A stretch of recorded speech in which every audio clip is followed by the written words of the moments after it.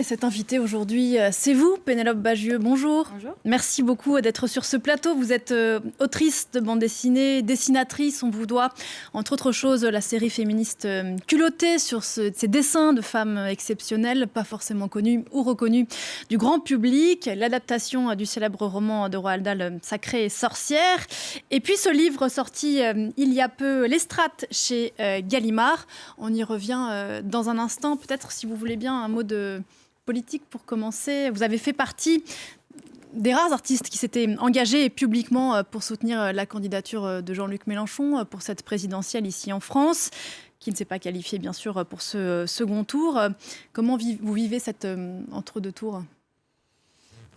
Comme tout le monde, pas très bien, je pense, avec une certaine angoisse au ventre pour la suite, mais je trouve que j'étais assez déçue le soir du premier tour, pas très, comme on dit, je m'attendais à rien, mais j'étais déçue quand même. Voilà, et puis maintenant, j'espère qu'on va réussir à limiter la casse pour le deuxième tour.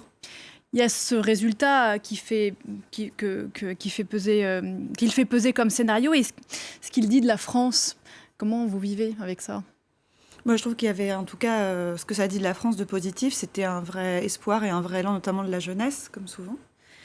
Qui avait envie d'autre chose et qui a des attentes, et je pense qu'il va continuer à avoir des attentes, et c'est peut-être ce qui peut pousser un changement et mettre une petite pression positive pour la suite. C'est quand même, il y a un élan qui s'est créé de vraies attentes et d'espoir. Comment vous expliquez qu'on ait si peu parlé de culture ou même de création en général pendant cette campagne ?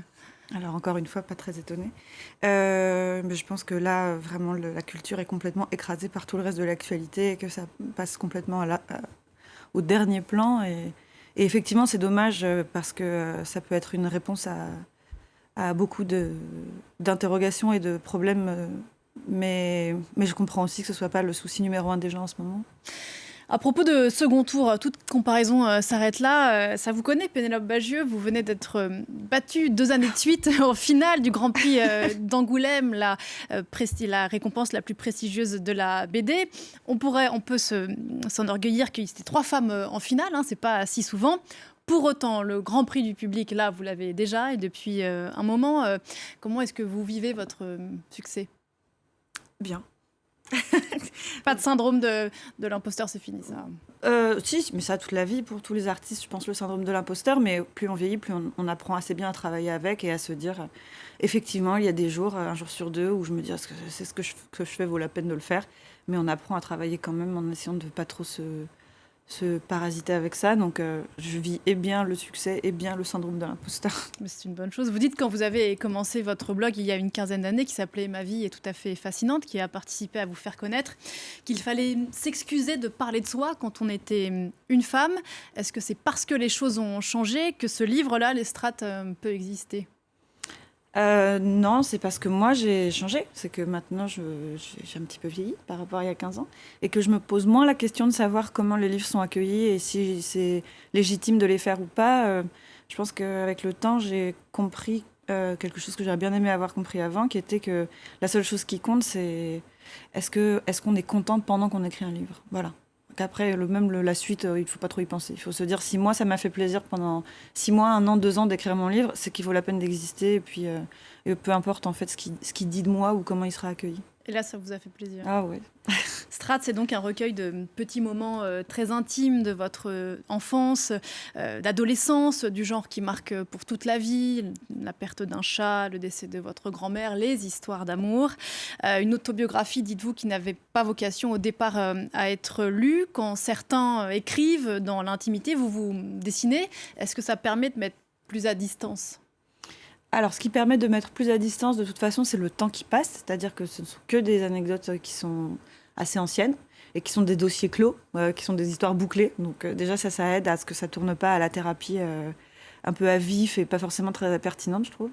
Et puis le fait de devoir le dessiner, de toute façon, ça oblige à réfléchir à la mise en scène de ces souvenirs. C'est-à-dire que souvent, ça va être simplement des ressentis, des souvenirs un peu bruts, une ambiance. Et de la même manière que les souvenirs qu'on a dans la tête sont rarement parfaitement rangés et archivés et avec des mots précis. Et donc je trouve que la bande dessinée, c'est ce qui permet le plus de venir avec justesse rechercher ces souvenirs-là et les retranscrire de manière très brute. Vous dites que c'est des sujets clos, mais vous dites aussi qu'on passe sa vie, et je crois que c'est assez vrai, à détricoter quoi, ces souvenirs d'enfance, d'adolescence. En tout cas, on passe sa vie à se rendre compte à quel point on peut plus s'en défaire. C'est-à-dire qu'ils sont là, c'est aussi pour ça que le livre s'appelle L'Estrade, c'est qu'ils sont là comme vraiment les couches les plus profondes de la falaise, quoi.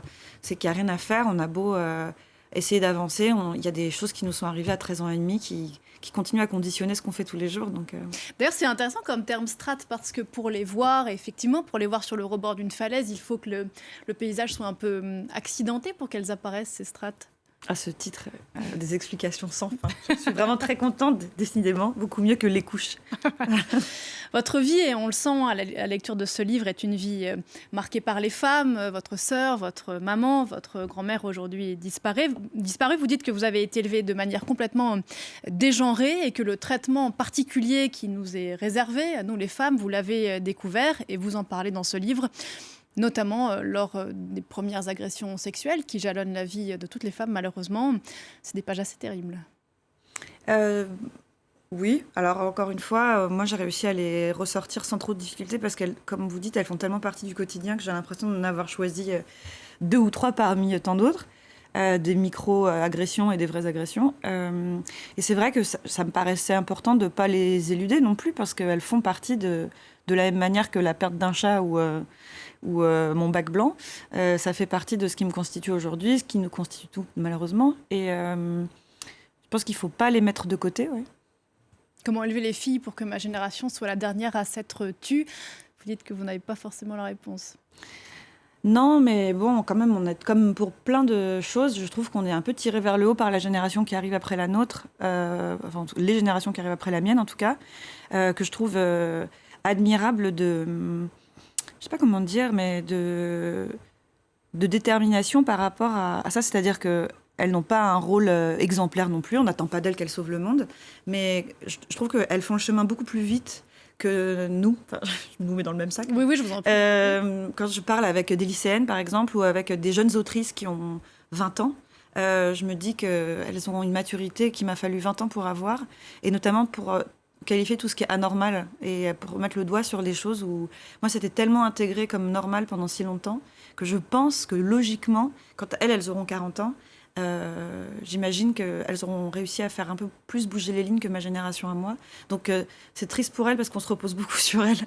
Comme pour beaucoup de choses, on se repose beaucoup sur la génération qui arrive en disant qu'ils vont sauver le monde, régler les problèmes de climat et tout faire. Mais oui, peut-être qu'elles avaient besoin de nous d'une certaine façon pour arriver là où elles sont aujourd'hui. Je pense que c'est un travail d'équipe. C'est-à-dire, je crois que c'est Gloria Steinem qui dit ça, mais elles sont là pour avoir de l'espoir et changer le monde. Et nous, on est là pour être en colère, en fait.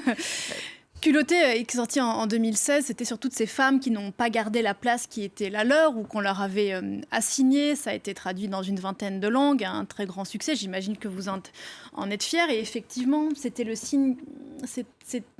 Pourquoi ce livre a tant de succès? C'est peut-être parce que notre génération, la vôtre et la mienne, a manqué de modèles, précisément. J'imagine que c'était ça aussi l'idée de ce livre. L'idée de ce livre, c'était de me faire plaisir en parlant de choses qui m'intéressent, comme d'habitude, puisque c'est toujours très égoïste les raisons de faire un livre.